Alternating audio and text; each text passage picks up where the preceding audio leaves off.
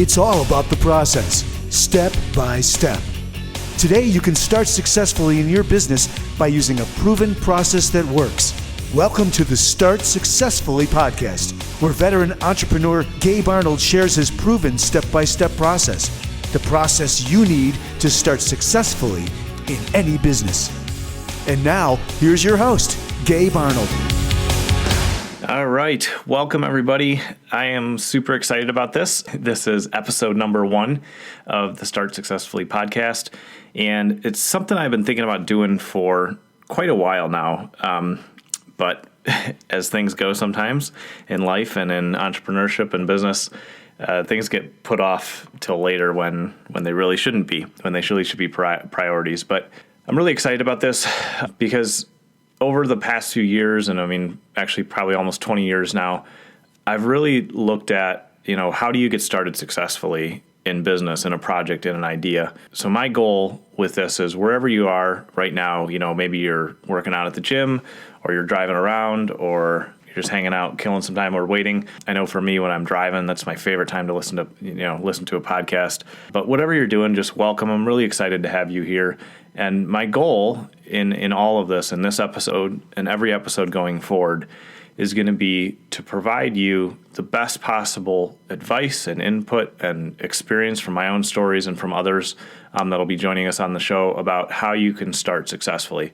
Because I think, when we start something successfully, when we're on the right path from the beginning, it makes everything so much easier. Whereas if we get off on the wrong foot, so to speak, or if we're just headed the wrong direction, then we can lose momentum and fail, and we may never try that idea again, simply from just a bad start. So that's what this is going to be about. You'll get to learn alongside me here. I'm going to be talking to you about a project that's starting because I want to just give you kind of the step-by-step process that we're going through with that, so you can learn from it. I hope you'll be able to learn from kind of my experience and my mistakes or successes there. And then I'm also just going to share some individual lessons every week. This will be coming out so that you can apply those, use those obviously for yourself so you can start up successfully. And as we mentioned in the show intro there, you'll be able to find everything at startsuccessfully.com. We'll have all the podcast notes there and everything there as well. This episode is brought to you by Copywriter Today. With Copywriter Today, you get a team of dedicated writers working for you on your content marketing needs. Get your email marketing, blog posting, white paper, sales copy, lead magnets, and so much more, written by professional writers that really understand how to drive your business. Copywriter Today is a one-stop solution, a subscription-based service with a low monthly cost. To get started now with a special offer just for you, visit copywritertoday.com/Start Successfully. That's copywritertoday.com/Start Successfully. So I want to start out with what I feel like is one of the foundational things for success, for starting a business, and for getting anything up started successfully. And I want to start by sharing a quote with you. It says, "Courage is resistance to fear, mastery of fear, not absence of fear." That's by Mark Twain. And I think that really embodies some of what I'm going to share with you today. So I just wanted to kind of begin with that. And now I want to take you back about 15 or 16 years from today, back into my past, and share a story with you that was one of the first times that I kind of identified fear, and it just stuck with me, and it's something that I kind of hold on to every day and I think about in a good way. So I'm 34 now, and so I was like 18 or 19. So what is that? That's going to be, 15, 16 years. And I had taken a vacation to the Grand Canyon. I live out east of Cleveland, Ohio. And so I went out to the Grand Canyon with my first wife of the time there. And I decided that it would be a great idea to climb down into the Grand Canyon a little bit over the edge. We were on, I want to say we were probably on the south rim, if I remember correctly, of the Grand Canyon. And if you've never been there before, definitely somewhere that you definitely need to put on your list. It's just breathtaking. It's amazing to look at. It's even worth, pulling it up on Google Maps and looking at it in satellite view. You can see some stuff there. Or even the other day, I got Google Cardboard, which is this virtual reality thing. You can put your smartphone in there, and I looked at the Grand Canyon in there. That was pretty cool. So at least do that if you're not able to get out there. But I was there, and it was cold. I don't know if it's always cold there or if it's just the time of year that I've gone, because I've gone back before and it's been cold. But it was probably like 40 degrees, maybe somewhere around there. And I had the bright idea that I was going to climb into the Grand Canyon because I thought I was some rock star rock climber, which I wasn't. And then I was probably 140 pounds. Still pretty small. Hadn't gotten into the phase of my life where I was working out and really building muscle and focusing on my health. But so I was pretty scrawny. Honestly, I was about 140 pounds. But I climbed over kind of the edge and down onto this kind of next layer, and it was about maybe 20 or 30 feet down from the edge. And in my brilliance, I had, like I said, my first wife, she was recording me on a video camera. So I went down this edge that was, relatively simple to get down. It wasn't like straight down, so I was able to climb down there.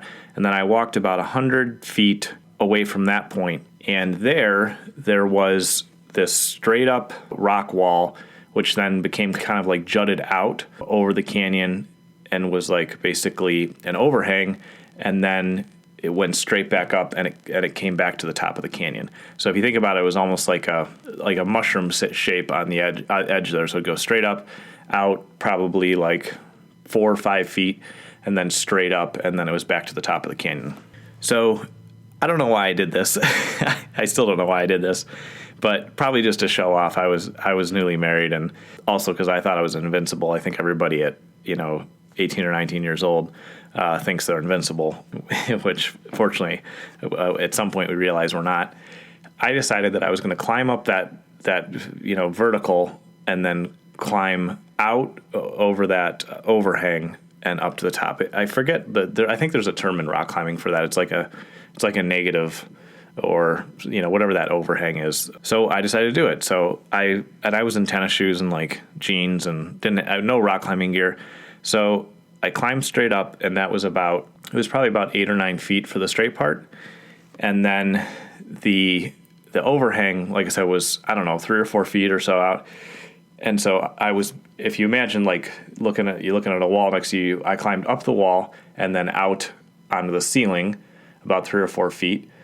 And then I was going to pull myself over that edge, so I was back to the straight up and down part so that I could get back to the top of the canyon. And my wife at the time was filming all this. And so I was sure I could do it.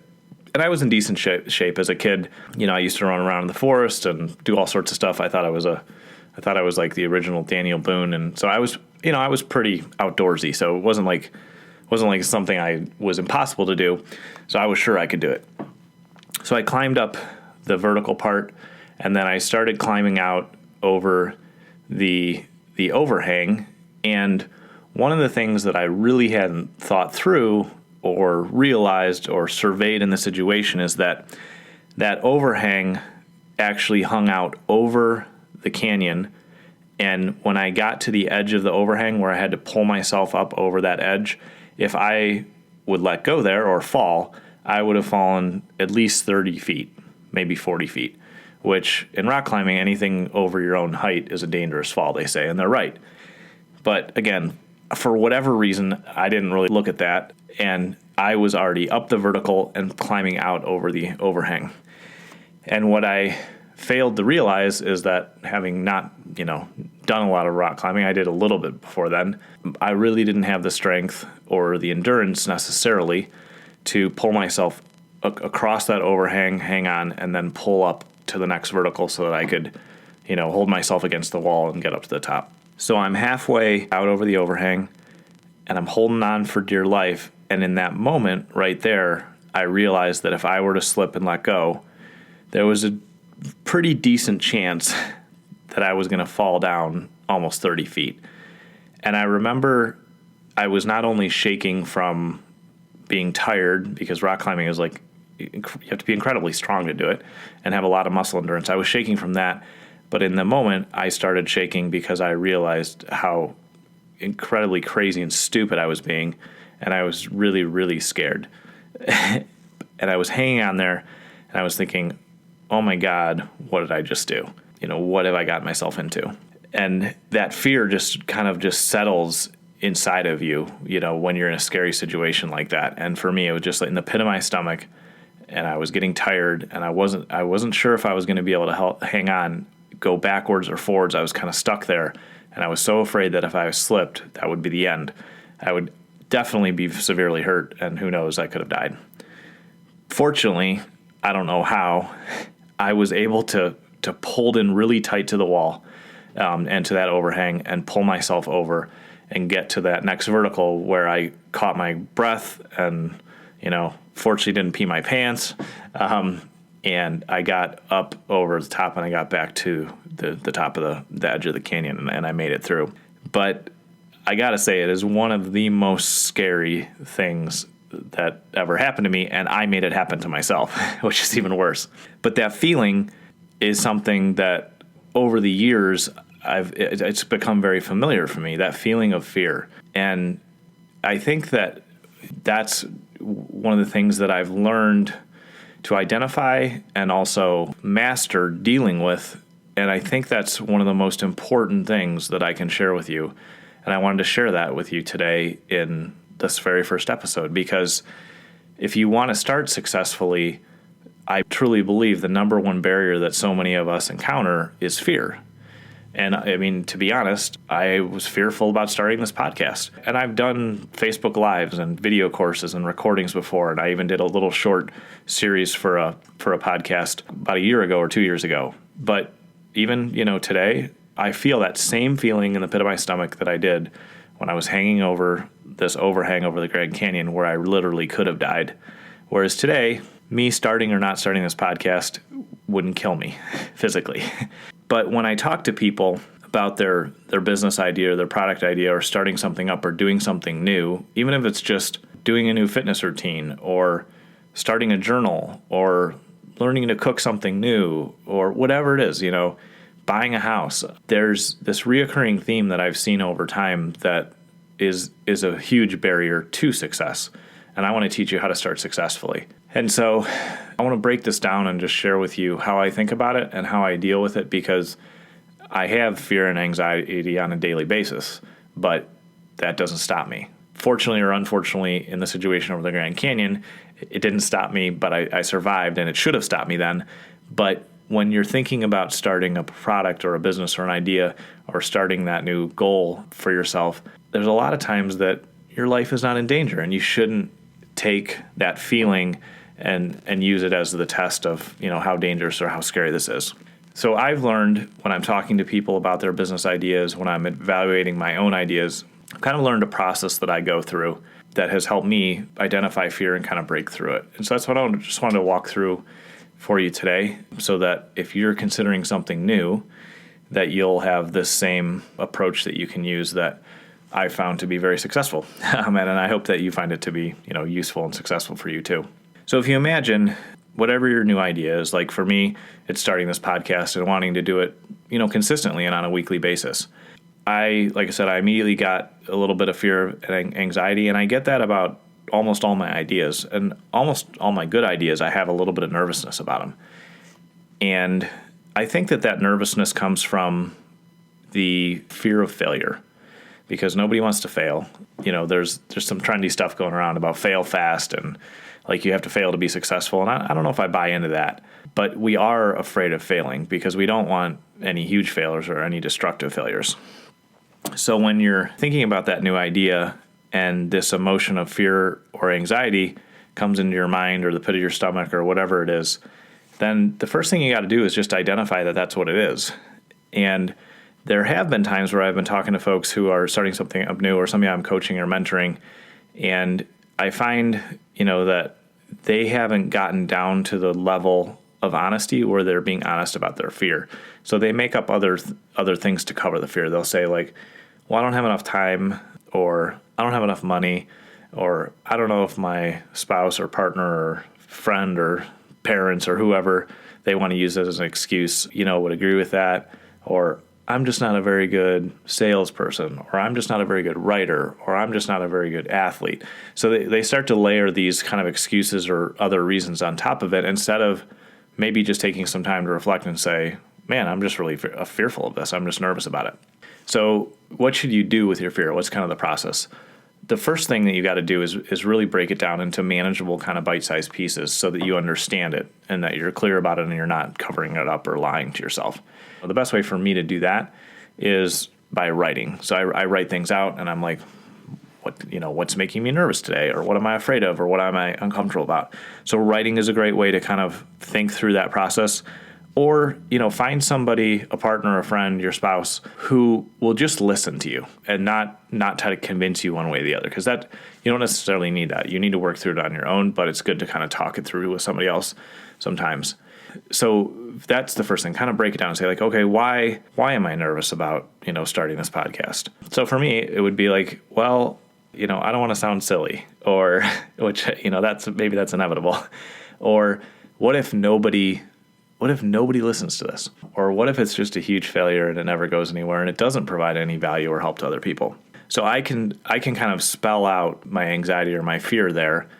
And then the next step that I do is I determine if it's rational. So for kind of my fear or anxiety of starting a podcast, what if I sound silly? Well, that's rational. That could happen. And so then the next question on top of it, if it's a rational fear, is like, well, what's the worst that could happen if that did come true? The worst that could happen is, if I sound silly, is I'm not going to fall off the edge of the Grand Canyon, right? I'm not going to die. And I probably won't lose $1 million for sounding silly. There's really if I'm really objective about it, there's nothing that could happen except maybe my ego is bruised a little bit or I'm humbled a little bit. And that's okay with me. I know I'm not going to deliver perfectly. I know some of these things will sound silly to people, and that's okay. So you determine if it's rational, then ask yourself, well, what's the worst that could happen? Are you looking to get started successfully? Today, I want to invite you to join the Start Successfully Mastermind group. You can check it out by going to startsuccessfully.com/mastermind. There, I'll share all the details with you, and you can give it a try for just $1 for the first week. Inside the group, I'll share with you all the templates, all the details and strategies and everything that I'm doing to build out the new businesses that I'm working on. And you'll also get insider strategies and tips from our guests. So go ahead and check it out, startsuccessfully.com/mastermind, and we'll see you on the inside. When you're thinking about creating something of value or trying to help other people, I heard something really, really powerful from somebody really famous and successful in my eyes that helped me with this. And it was really cool hearing it from somebody like that who had a ton of kind of notoriety. So I was at a conference earlier, or about 9 months ago, I think now, and I got to hear a guy named Sean Stevenson speak. And he has, I think from childhood, had this disease, which I don't even know how I'm going to say right, but called osteogenesis imperfecta. I don't even know if that's the right way to say it. But either way, he has like this bone disease where his bones never grew correctly and they're really fragile and they're deformed. So he's about 3 feet tall and he's in a wheelchair. And I mean, I'll be honest, he looks different. He looks kind of funny. He's not like your normal YouTube star, because that's what he does. He's on YouTube and Facebook and stuff like that. He does a lot of video. So you may have seen him on Facebook, or you could easily look him up there. But right before that conference, he had done this silent video where he had Post-it notes as the message of his video. The message of the video, the Post-it note said, like, I care about you. I hope you're doing okay. I love you. I want you to know that everything's going to be okay. It was just like a positive message, and he wasn't even talking, so it was really interesting. And the video, was a couple days old, and a couple million people had seen it already. So he has huge, huge reach, very good at what he does, and really has a powerful, impactful message. And he was sitting on stage talking about a bunch of different things. But it was interesting because he's like, you're making your videos or you're doing your blog post or you're putting something out there and only 3 people watch it or 10 people watch it or 30 people watch it. And you're like, oh, boo-hoo, poor me. Nobody got to see my video. And you start to put yourself in this kind of cycle of failure and feeling bad, about yourself. And he said, you've got it all wrong. That's not the point of making a video. That's not the point of writing a blog post. That's not the point of doing a podcast. He's like, your goal should be to help one person. And he's like, if your video, your blog post, your podcast, whatever you're putting out there, helps one person, he's like, that's a huge success. And he's like, that's the only thing I hope when I put up a video, is that one person will be encouraged by it or impacted or helped by it. And so it's kind of a long story or answer to me working on breaking down my fear about this podcast, and saying, okay, is it rational? Is it rational that nobody will listen to it, or only one person will listen to it? And that is very rational. This is brand new. I don't know, who's going to hear it, listen to it, or whatever, and that's okay. And if one person gets some benefit out of this, then that's enough. That's okay. And so that's kind of the second part of asking yourself, is this a rational fear? And if it is, what's the worst that could happen? If the worst thing that happens out of me spending a little time here and sharing my thoughts and trying to give you tools to start successfully, if one person has impacted this, then that's enough. And so that's, quote unquote, the worst that could happen. I don't expect 4 million people to listen to this episode the day I release it. So it's okay to kind of break down the points of your fear into little pieces that you can manage, and then say, are they rational? And if it's rational, it could happen, then what's the worst that could happen? What's the worst case? If, looking at doing this podcast, I didn't have, the computer equipment and the partners to help me do some editing and get this up and running, and it was going to cost me $5,000 a week to do it, which podcasting doesn't cost that much for anybody. But just imagine if it was going to cost me that much and it was a total failure and I wasn't able to recoup any revenue out of it, then that would be a different situation. Then I would have to say, okay, that's, maybe that's rational. And so what's the worst that could happen? I could get a month into this and have $20,000 sunk in this and it not be helping anybody, doing anything from a business perspective or anything like that. So then that would be a rational, fear that I'd have to think differently about. So really take time to break down your fear. Think about what the anxiety or the uncomfortableness is that you're having about starting your new idea. Ask yourself honestly and get some input from somebody that's a good listener and say, am I making up excuses of why I haven't started yet? Am I covering up fear or other kind of underlying emotions around why I haven't started yet? Or, am I being objective? So that's how I do that. I kind of break it down and think like, okay, why was I actually nervous about today? I wasn't worried about, obviously getting on a microphone and recording yourself is, if you haven't done it before, it sounds funny at first, listening back to your voice because you never heard yourself like that before. But I've done that before and that wasn't really a fear. One of my fears was being able to do this consistently, because I don't want to give you this episode 1 and then there be nothing else ever. That would be a waste of my time and your time and everything like that. So one of my fears was, okay, how can I do this consistently on a weekly basis and how do I get there? And so I had to kind of break that down and say, okay, that's a real possibility, being busy and running a couple businesses and doing what I do. So how do I get around that? So now that I clearly identified the fear, I was like, okay, what I can do is I can set a deadline for myself.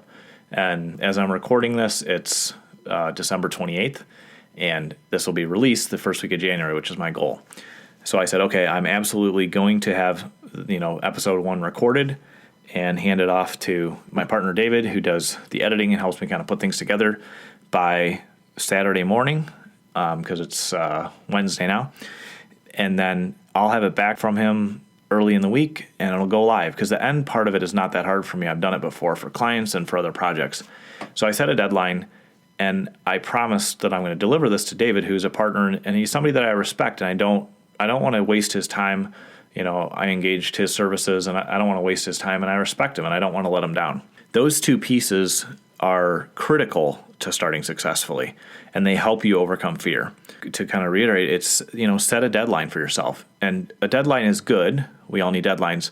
But the real key to a successful deadline, in my experience, is tying it into meeting up with somebody virtually on the phone or in person and showing them that you completed your work and you did what you promised you were going to do. And you can do that through a paid coach or through a friend or somebody that will actually hold you accountable. So for a lot of my business ideas, I have a longtime friend and mentor named Doug, who's been a business coach for me for quite a few years now. And we sit down as needed. It's not super structured, but when I'm launching something new or when I feel like I'm dragging and I'm not hitting my own goals, I'll shoot him an email and say, hey, can we get together and go over some things? And then I'll map out my goals and I'll say, okay, in a week's time, or 2 weeks time or whatever the deadline I give myself, so we're going to meet here again and I'm going to show you that I completed the new website for the product, that I built the back end, that I hired a new manager, that I did whatever I need to do to continue to move forward. And Doug is somebody, he's probably 20 years older than me or somewhere around there, has a ton of experience, has started up some of his own things on the entrepreneurial side and works now in corporate America and manages a team of like 400 or 500 people, are his direct reports. And then there's more people under them. So he's a really, really successful executive, and he's into music, which is cool because I am too. And he's a family man, and he's just somebody I super respect. And I'm not going to let him down. I'm not going to show up and be embarrassed that I didn't do my work. And so he's kind of like my linchpin or my success secret for getting things done. And he charges me for his time, which is great because it makes it serious. And that a lot of times is good to have in there because you don't blow off people that you're paying to be there. But whoever it is, you want it to be somebody that you don't want to let down, that you want to, that you'd have a hard time, rescheduling on or whatever like that, because you want it to be somebody that you really respect and you don't want to let down. So if you have a deadline and you promise your business coach or your partner or your friend or somebody who's truly going to hold you accountable and say like, well, hey, what's up, man? You said you were going to have that done. And somebody ultimately that you don't want to let down or be embarrassed in front of.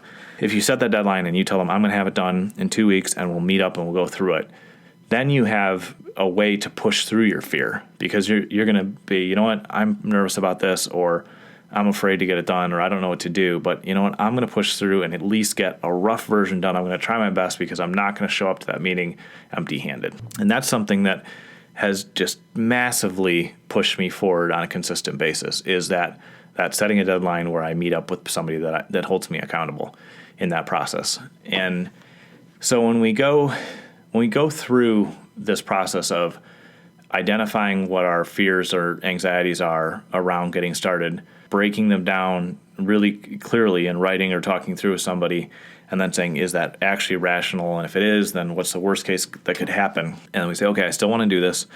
I'm not going to fall off the edge of the Grand Canyon and die. It is a good idea. It's not going to hurt me dramatically financially or physically or with relationships. So I do want to do this. Then set that deadline and tie it into meeting with somebody that you really respect and you don't want to let down, and that you're going to keep your word to, and give them your word and say, I'm going to show up and here's what I'm going to have done. Don't overdo the number of things that you tell yourself you're going to have done, and you're kind of accountability partners. Just do something realistic. So 2 weeks ago, I met with Doug about the new project that I'll be talking about with you guys here soon, probably in the next episode. And I said, okay, I'm going to have a basic version of the website done in 2 weeks, because for me, I build a lot of websites, and that's not super time consuming because I can do that in a day or two. And I'm going to have version 1 of the back end dashboard for this product and service that we're launching done, and I'm going to show you what they look like. So sometimes, like, I'm actually ahead of schedule for once in my life with that project, and so I have the website like 50-60% done, and I'll have that done another day or two. And the back-end dashboard is, 80%. And I'll show up and I'll show it to Doug, and I'm like, here's what I did, and here's what I'm going to do over the next 2 weeks. And then we meet like that weekly or every 2 weeks, depending on how much time I need to complete my goals. And there are times, I'll be completely honest, where it's the day before or early in the morning before I meet with him. And Doug and I meet at like 6:30 in the morning because he loves getting up early like me, which is cool. So there's sometimes I'll wake up at 3 in the morning before our meeting to finish something that I said I was going to have done. And that may sound crazy or irresponsible, and maybe it is, but end of the day, I still hit my deadline. I still showed up with the work done. And that's what you need. You need to push forward step by step by step with a process like this that will help you be successful. So that's what was just kind of on my mind, and what I've been thinking a lot about as I want to just, do episode 1 with you, and you kind of get to know who I am, and me kind of share what I think about starting successfully, because I truly believe that fear is the obstacle in 90% of the cases, or maybe more. And if we can be honest about excuses and kind of pull those away and kind of get down to the truth and uncover that fear, and then be really objective with the fear and just break it down and go through this process, then we can move on to, doing the steps to become successful. And just like I felt, that, over 15 years ago when I should have, or could have fallen and really hurt myself or died, that fear feeling in my gut that pops up for me all the time, every day, for silly reasons and for legitimate reasons sometimes. And so being honest about that and being objective about it helps me understand how to have courage, like the quote said. Courage is resistance to fear, mastery of fear, not absence of fear. And that's what I just wanted to share, because I've been an entrepreneur for, almost 20 years now. And I face anxiety and fear all the time, and it's okay. And I'm totally used to it. And so I can wake up with it, fall asleep with it, deal with it when I'm pitching something new to a client that I've never done before, or never sold before, or when I have to fire somebody. That's the worst. That always makes me nervous and always makes me fearful. And fortunately or unfortunately, I've had a lot of experience in hiring and firing people over the years. And those are things that cause me a little bit of fear and anxiety. And it's okay. And I've learned to deal with it in this process. And so I don't want you to feel like if you're starting something new and you're never done anything as an entrepreneur, or any new projects, whatever you're doing kind of personally or professionally, if you haven't done that before and you have that anxiety, it's okay. I do too. And I've been doing this for years. So starting successfully is being really objective and honest about our fear. That's it, guys. That's kind of what I was just thinking about today, and I want to share with you. I know in the past I've actually batched a lot of my podcast things or audio, where I sit down and do 10 or 12 at once. And my goal with this podcast is going to be to do these each week. So in real time, you'll kind of get to see what I'm working on, what's developing, what I've been thinking about. I'm not going to, every time roll into recording the next one right away, which is super efficient. And a lot of people do that, and there's nothing wrong with that. But I'm going to share with you exactly where I'm at this week, what I'm working on. I'm going to be having some guests come on to talk about what they've done successfully, some of my partners and friends and family and other people, that I've met and worked with over the years, so they can talk about their expertise, and won't just be hearing, from me. And we're just going to walk through this together, and I'm going to show you how to start successfully on what you want to work on. And I can tell you, I won't always have these planned out, but I can tell you that if you tune in next week, I'm going to share with you the new project that I'm starting, a new business that I'm launching. We're kind of doing some background work on it right now, and it will officially launch by February 1st. So that's within the next 3 or 4 weeks here. And you'll be able to see what I'm learning, what's working, what's not working. You'll kind of get to track, progress on that. So once or twice a month, we'll be doing a status update on how much money I'm making or not making, things I learned, things that went right, things that went wrong. And I'm just going to share with you exactly how I went through it and my mindset and mentality. And I'll be sharing everything about that so you can learn along the way.